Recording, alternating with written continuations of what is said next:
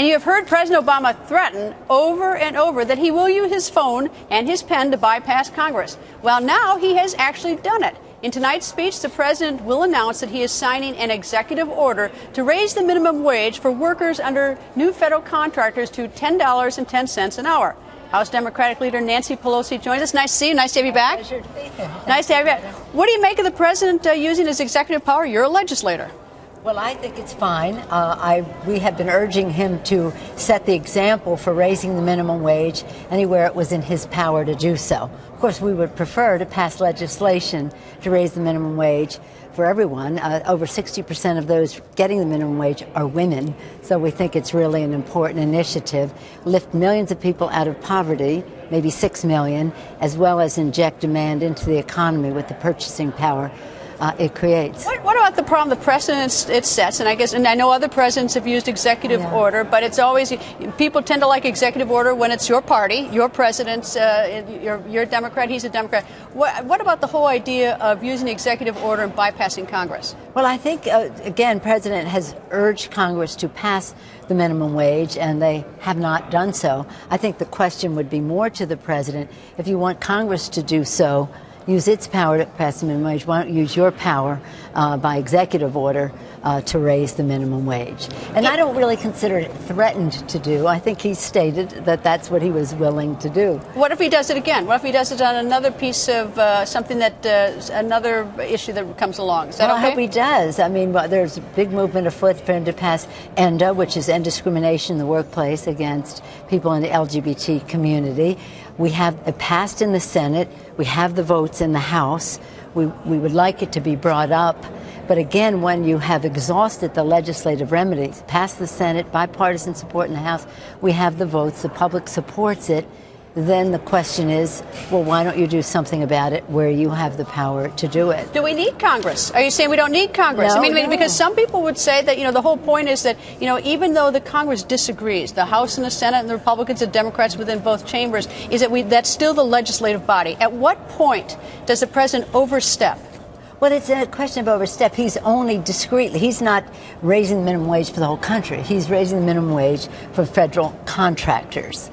He would only be able to do ENDA for federal contractors. So again, it's a narrow place. It's much better for Congress to act and for it to be the law of the land more generally. But I remind you, the Emancipation Proclamation was an executive order. There are many things that happened over time that would not have ever happened waiting for Congress, but then Congress followed through with, in fact, abolishing slavery. I expect that the president will say tonight, as every other president, except I think probably President Gerald Ford, is that the State of the Union is strong. And it always gets an enormous amount of applause.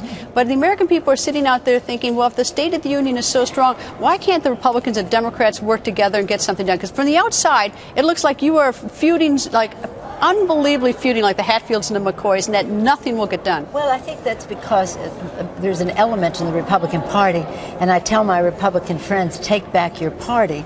But because the party is being driven by an ideological extreme set within the party that is anti-government, they wanted to shut it down. Anti or limited government? Anti or limited?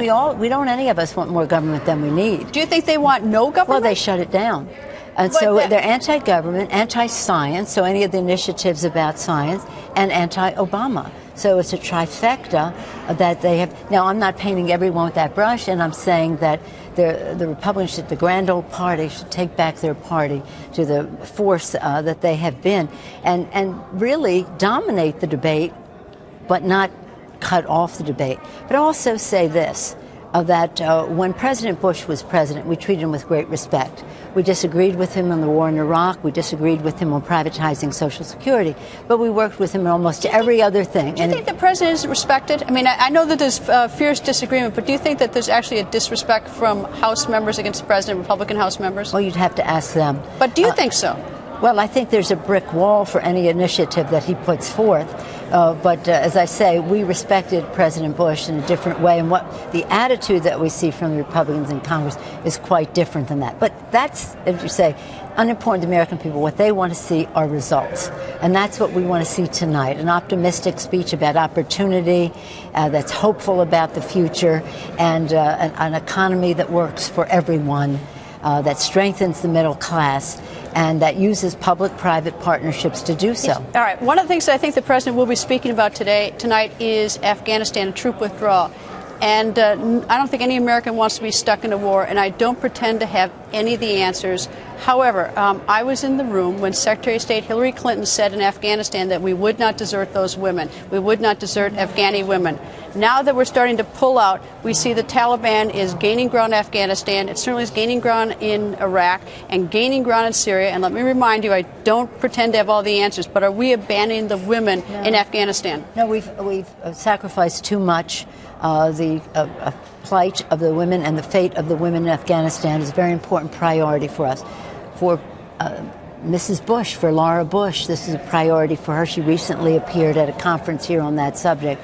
For Secretary Clinton, for Republican and Democratic women in Congress, and men too, but a real priority for us. We spend a great deal of time. So what's going to happen when we leave? What's going to happen as the Taliban grows? Do you think the Taliban are going to be generous and fair with the women, or do you think it's a bad...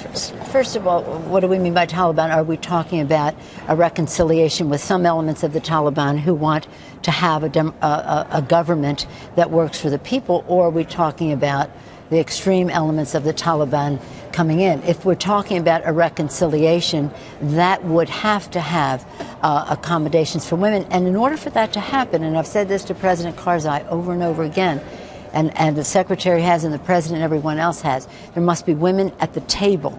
If you expect whatever agreement... Is that happening, though? I mean, I don't see that happening, and I don't see sort of the moderate Taliban. What I see reading the papers and look, I don't live there, so I only rely on what I read. But it looks very grim for the women in Afghanistan as we pull out. Well, they have made tremendous progress while we were there. I visited girls in school and women in the professions. But when we get out, and poor women out in the countryside, and that is a priority for us at every level of economic and societal and governmental. There are women in government as well.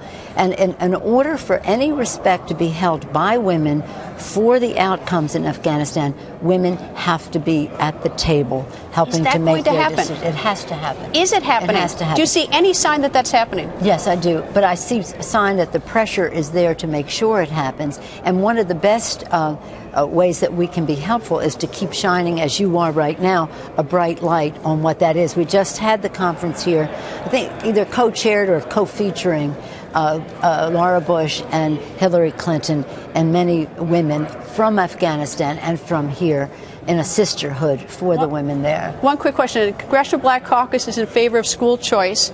The teachers union is opposed to it. What's your view on putting money into school choice? Some people, and I don't know that the Black Caucus has come out in favor of this. There are a number of them. Well, there may be a few. Representatives, there are a few. Well, there may be a few, but the Black Caucus isn't at that place. I'm a big believer in public education. I'm a supporter of charter schools. And if you're talking about the situation in Washington, D.C., I do not support that. Always nice to see you. Enjoy the evening. Nice to see you. My pleasure. Upward and onward.